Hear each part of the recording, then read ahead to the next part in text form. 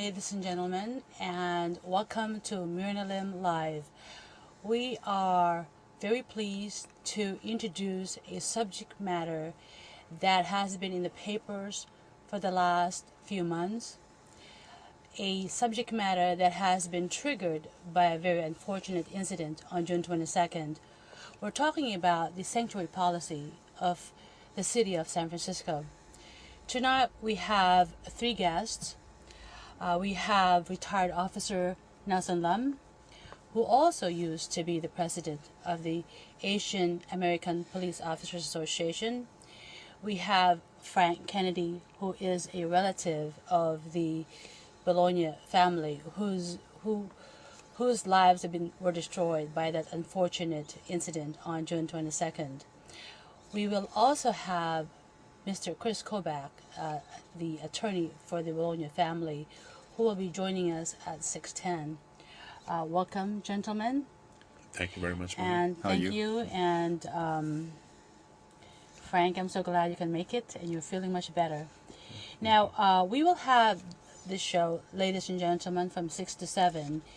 And before we get started, I just want to let you know that since this is a live show, you can call in at 415-621-4473. That's 415-621-4473.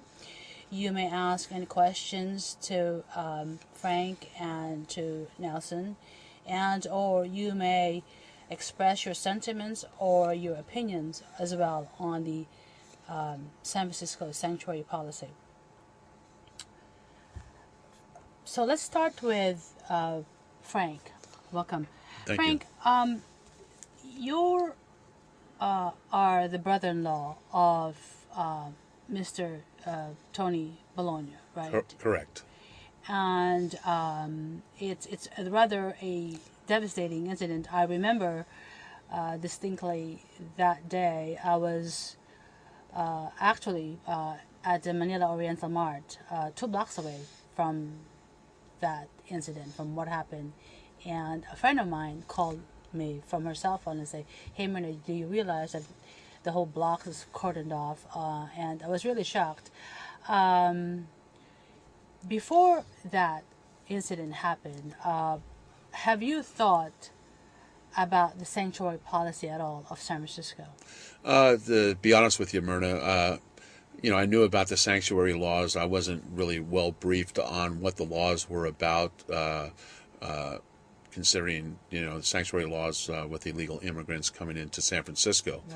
Right. I never thought in a million years that my brother-in-law and my 2 nephews would have been assassinated, leaving my home across the bay in broad daylight on a Sunday afternoon at 3 o'clock in the afternoon. And it doesn't seem real. Exactly. Now, it seems that there's more and more now of the news coming out that a lot of citizenries are being violated or being victimized by illegal felons. As a former police officer, would you comment on what you think is going on?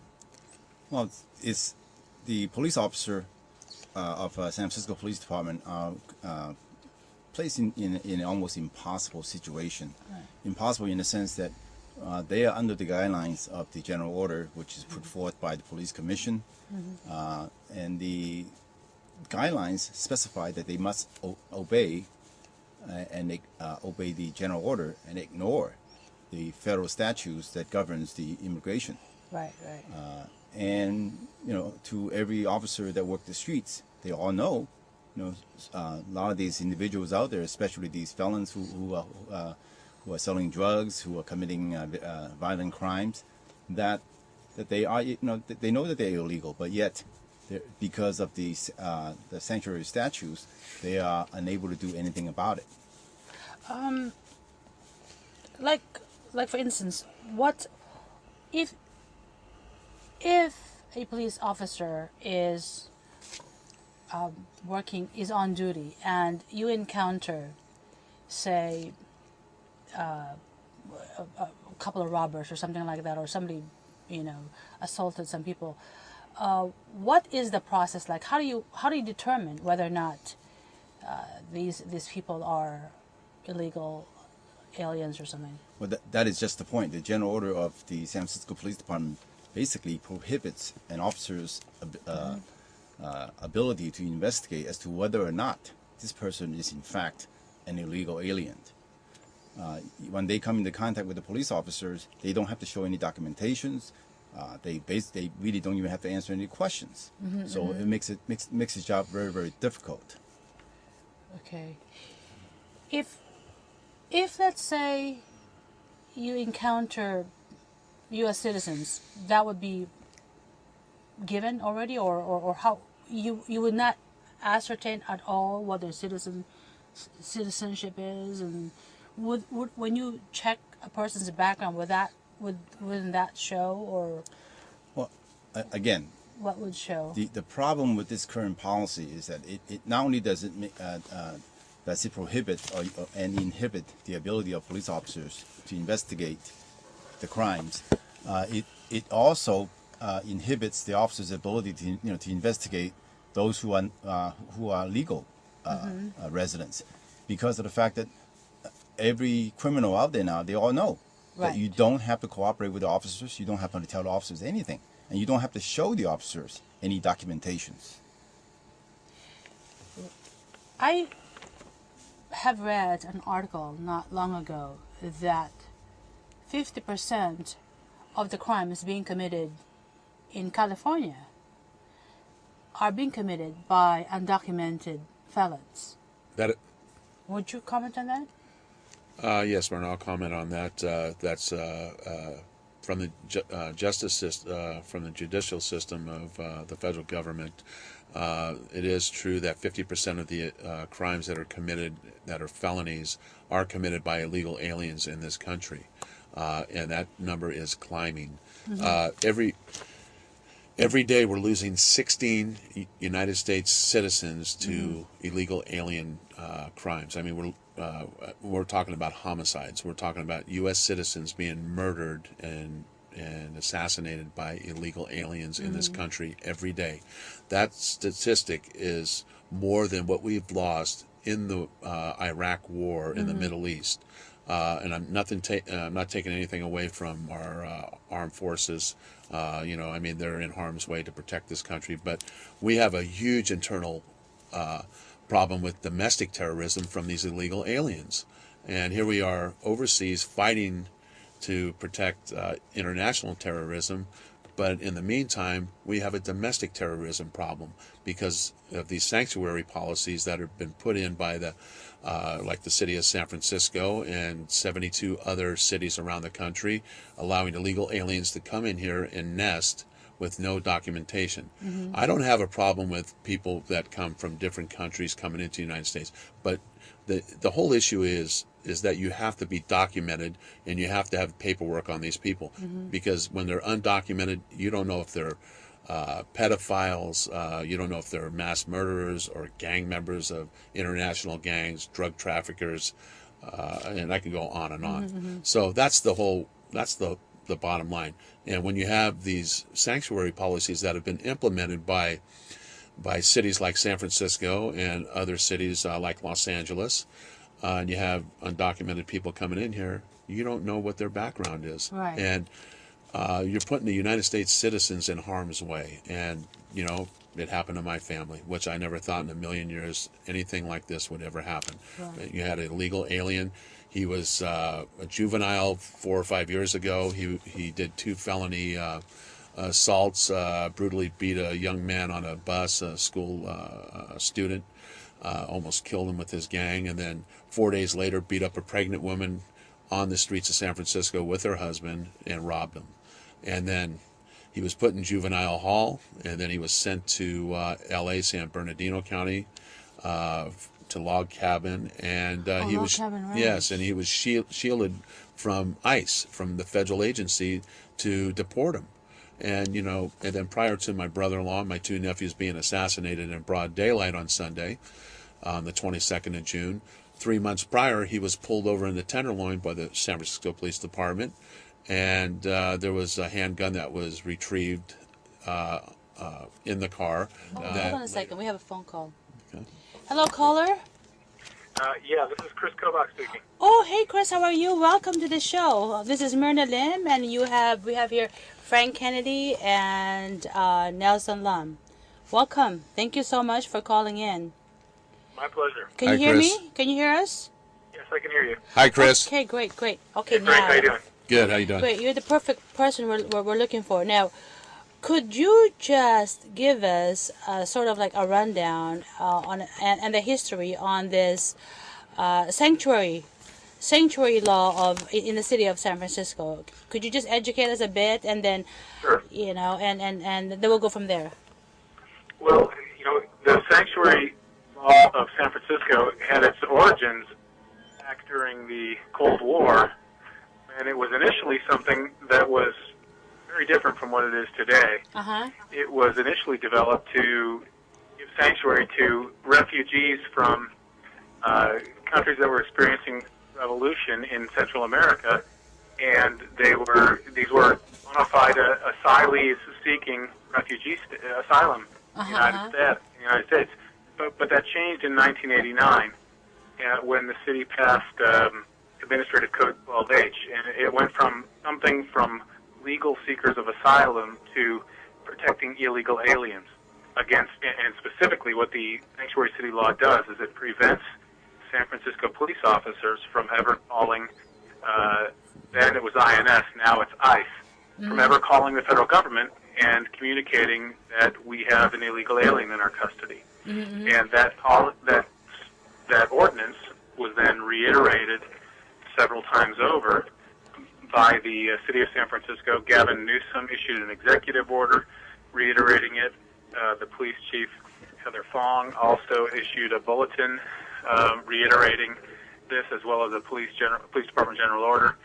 And the policy has become a very, one might even say radical policy of not even responding to the federal government's request when ICE issues an arrest warrant for a specific individual. Uh-huh. The San Francisco Police Department would not even respond to that arrest warrant, let alone calling in when the San Francisco Police Department came across an individual in the course of its criminal investigations who happened to be an illegal alien. So this sanctuary policy has been around since 1989 in its current form, but it has really put San Francisco citizens and San Francisco residents at danger. Exactly. And that's what, of course, has resulted in this horrible tragedy. Chris, are we the only city who has this kind of ordinance? No, there are several sanctuaries. Actually, more than several. It's estimated that there are more than 50 sanctuary cities around the country. Mm-hmm. However, San Francisco is one of the ones that most clearly violates federal law. There are some sanctuary policies that are formal, that are not written into the city ordinances. San Francisco is one that is an express violation of federal law. And I should mention that in 1996, Congress passed a federal statute saying that no city can do this. No city can prevent its police officers from talking to ICE or from otherwise talking to the federal government about a person's immigration status. Right. That's quite amazing. So how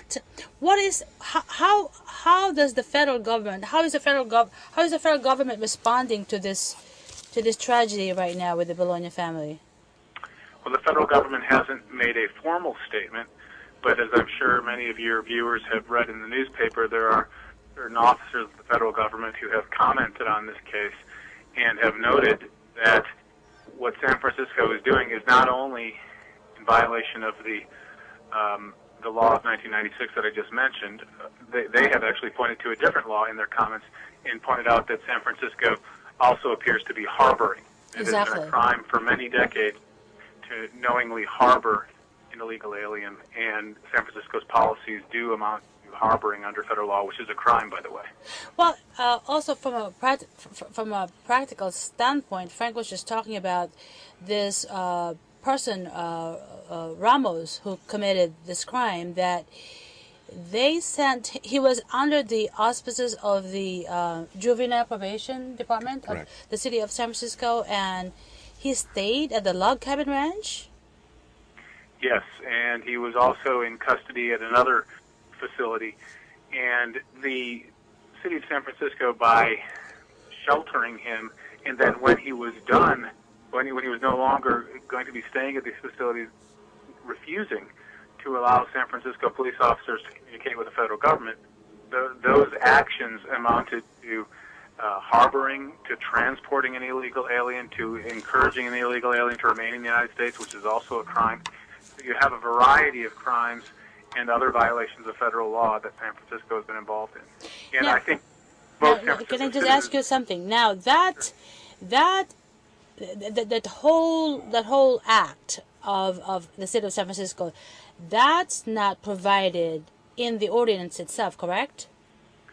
the whole act, meaning Yeah, the sending him to Log Cabin Ranch and correct.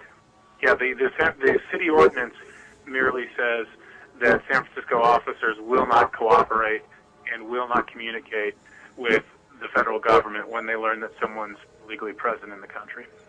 it didn't say that they should be housing and feeding him and sheltering him, right? Right. So those actions actually are beyond. You have the formal policy, which was spelled out in the code, and then you have the informal policies and actions of city officers, which we saw in this particular case. Okay, now let me ask you something, a clarification on this ordinance. So, what is the city attorney's response to this particular tragedy and how the ordinance was misinterpreted? What is Dennis Herrera's position on it? Well, we filed a claim on August 22nd, and there has been no official response from the city attorney's office. Under California law, they have 45 days to respond. We are hopeful that they will acknowledge that the city was breaking federal law, and they will acknowledge that the city was acting negligently, and will compensate the family, Bologna family, for this horrible law. Of course, there's no way to fully compensate family for the loss of loved ones, but that they will at least recognize what they have done and compensate the family. And we also hope that the city will come to its senses. The city leaders will come to their senses and say, hey, it's only a matter of time before this happens to some other family. Exactly, because where I am in the Excelsior district, there's a lot of crime going on. As a matter of fact, Nelson, you could probably comment on this. There's a 14-year-old kid who was stabbed to death on Paris Street. Persia, yeah. Persia. That's an undocumented felon. Yes, he is. And there's another 16-year-old, I believe, in the English side. Yeah. Anyway, please feel free to comment. I'll comment on that there, Myrna. I guess about three... Oh, Chris, if you could stay with us, your participation here is great. Okay, thanks. About 3.5 weeks ago, there was on Persia Street, it was actually like about 1 o'clock in the morning, there was a young man and his girlfriend going home. I wouldn't allow my children to be on the streets at 1 o'clock in the morning, but Right. He was just walking home with this girl, and a car pulled up, and this gentleman jumped out and tried to rob him, and then stabbed him. Come to find out, another illegal alien. He was involved in May of 2007 in San Mateo County, where he stabbed another individual, and in the newspaper it was stated that he gutted that person like a pig. In where now? In San Mateo County. Oh, Jesus. Okay, and so now he came up to San Francisco and murdered a young gentleman on Persia Street in the Excelsior district. And when they pull, don't the police officers normally pull the rap sheet or something? Myrna, how are you going to pull a rap sheet when he's undocumented? Okay, so basically he was shielded from ICE. He wasn't turned over to the federal authorities for deportation, and here it is. 3.5 weeks ago, he murdered an individual. Well, here lies the problem with this, with these restrictions on the officers who are actually working the streets. They know that. For instance, you stop this individual one day and you ask him for his name, and he tell you my name is X, and then the next week you stop the same individual, he tells you his name is Y. Yes. And so consequently, even though the person is arrested, you don't really know his or her real name. So they have no record. And that's where we're going. They do have a record, yes. They do get fingerprinted, but under a name that They can give, because you want... any name that they want, because there's no need for any documentation. And let me comment on that, because Nelson's right 100%. And here I go right back to the same issue, is that you can't allow undocumented illegal aliens to come in this country because you don't know who they are. Exactly. And this is the biggest point of this whole issue. You have to come here legally, and you have to be documented. Right. Okay, let me clarify something. Okay, if you are a United States citizen or a resident, you've got a green card, an immigrant, resident immigrant, and you commit a crime, there'll be a record on you, correct? So they can Yes. track, if you commit another crime, then the police officers would know, hey, this guy committed another crime, right? Correct. But for an undocumented felon, you don't have that tracking? How are you going to have tracking when they're not documented? If they don't have a green card or a visa, they're coming over the borders without documentation, Myrna. So how do you have documentation? Well, that's the whole point. When you stop someone and ask for, his or her name, Oh, they give you jeez. any name that they want, and the officers are prohibited from going any further than that. That is totally wrong. Chris, comment on this. Myrna, Oh, Chris, let me, what's your comment on this? let me jump in here. Let me give you a contrast to what happened in other cities in America.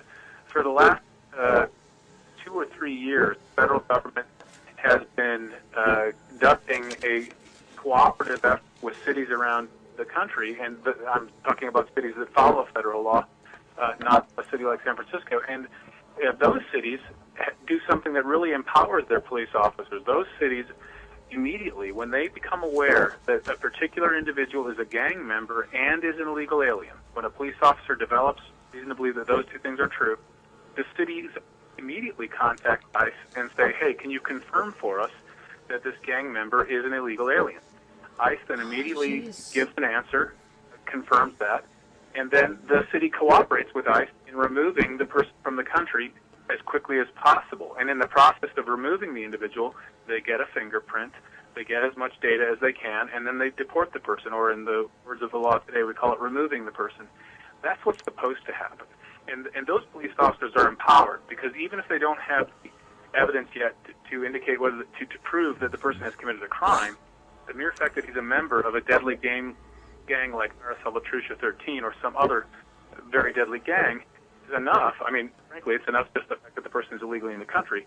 But illegally in the country and a gang member is enough to immediately bring in the federal government and take this person off the streets and back to his home country. That's not happening in San Francisco. And as a result, San Francisco residents are in grave danger. Well, exactly. I mean, it's like I was talking to, the last few weeks have been such an enlightening experience for me. I'm walking down Mission Street and talking to one of the merchants, a restaurant owner, and he says, what are you guys going to do about the drug dealers that are roaming the streets here in front of my restaurant? I says, what drug dealers? I mean, so I know that there's a lot of robbery and there's home invasion and stuff, but, the fact that, say this particular neighborhood is 85% immigrants, and if you have all kinds of people mingled into the population, then the public is sitting duck, basically, isn't it?